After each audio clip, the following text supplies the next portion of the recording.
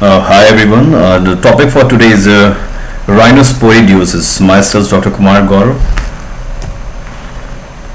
So let's begin with the topic. So let's start with the definition. So what is rhinosporidiosis? So rhinosporidiosis has been defined as a chronic granulomatous disease. So it is a chronic granulomatous disease, and it is characterized by production of polyps and other manifestations of hyperplasia of the nasal mucosa. Here you can see. So what is the etiological agent? So the etiological agent is Rhinosporidium seabury. So Rhinosporidium seabury. Initially it was believed that it is a sporozoan.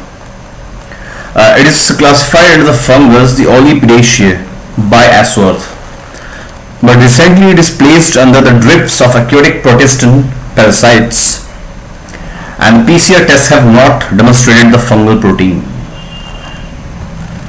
Well, if we go into the history of the rhinosporidiosis, so in 1892, Malbrand observed that the organism in the nasal polyp. In 1920, the Sieber, after which it was named, described the organism.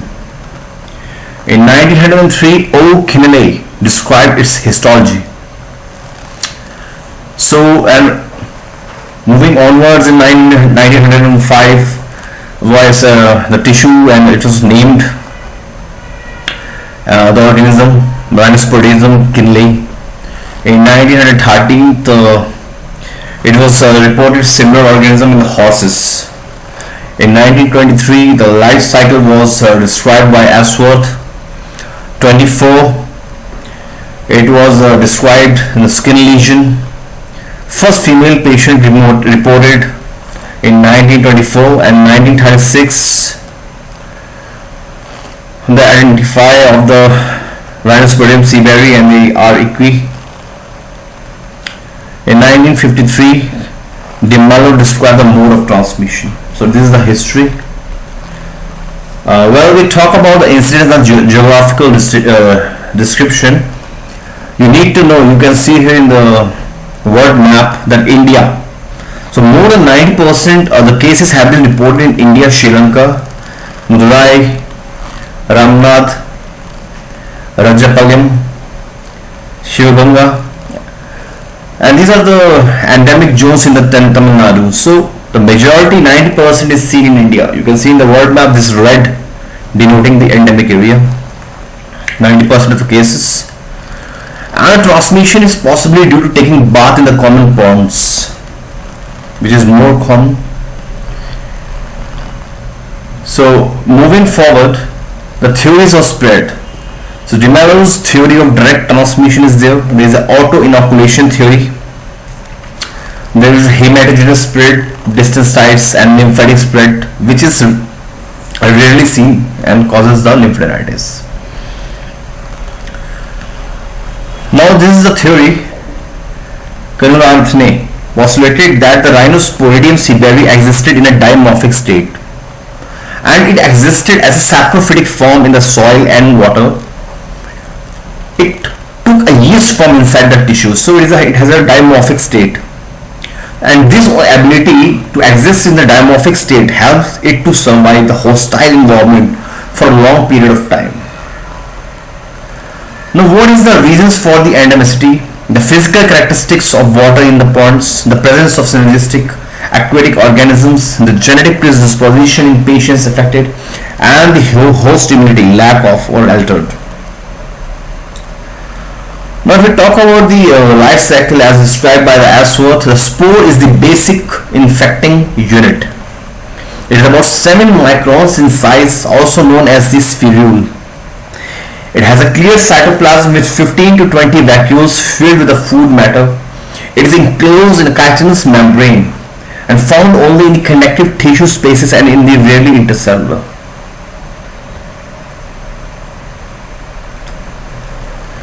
Spores start to increase in size. At 50 to 16 micron, size granules start to appear.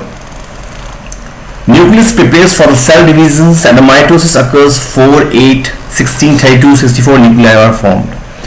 At the 7 division, size become about 100 microns. From 6 micron, it has moved now to 100 microns. Well, a fully mature sporangium is 150 microns. And mature spores are found in the center and immature ones are found in the periphery. Here you can see that the juvenile sporangium, the trophozoite, is 6 to 100 microns. So this is the smallest form, the spore, which is about 6 to 7 microns.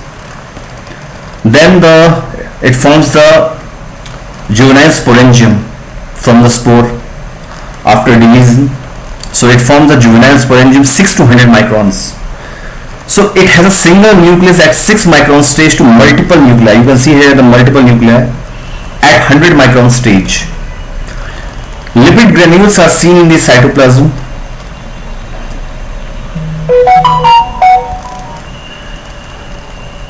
So the intermediate sporangium is 100 to 150 microns in diameter. It is a bilamellar cell wall. Outer is chitinous and the inner is cellulose. The immature spores are seen within the cytoplasm. There are no mature spores seen inside the cytoplasm. Mature sporangium. Now here you can see this is a mature sporangium. It is 100 to 400 microns and the cell wall is thin and bilamellar. Here you can see the cell wall is thin and bilamellar. Inside the cytoplasm, the mature and immature spores are seen. These spores are embedded in a mucoid matrix. Bilamellar cell wall has a weak spot called operculum. Here is the weak spot, the operculum. Spores mature in the centrifugal and the centripetal pattern, and the mature spores are covered with a mucoid material, comet of Bate. Mature spores give rise to the electron dense granules, which are then ultimately infecting unit.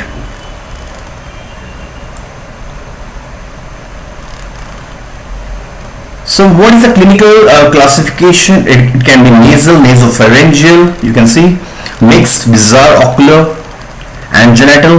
Malignant rhinosporidiosis is called cutaneous rhinosporidiosis.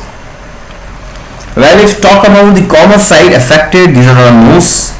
Maximum it's 78%, it's the nasopharynx 68%, tonsils 3%, eye 1%, skin very rare. So what are the features of the nasal rhinosporidiosis? Lesions are polypoidal, reddish and granular. Lesions may be multiple, pedunculated and friable. So it bleeds easily, highly vascular. Surface is studded with a whitish dots. It is called the sporangia. Because of the sporangia, it is the whitish dots or yellowish dots. The nasal lesions are very highly vascular and bleed on touch. The whole mass could be seen to be covered with mucus secretions. The lesions is restricted to the nasal mucous membrane and does not cross a mucocutaneous junction. Well, the histopathology of the nasal rhinosporidiosis. The papillomatous hyperplasia of the mucous membrane with root formation. Epithelium over the sporangia is thinned out and giant cells could be seen in the area. Accumulation of mucus in the creates increased vascularity due to the angiogenesis factor, and spores stain with the Sudan black or the bromophenol blue. When we talk about the feature of the nasal rhinosporidiosis, the chronicity, recurrence and dissemination.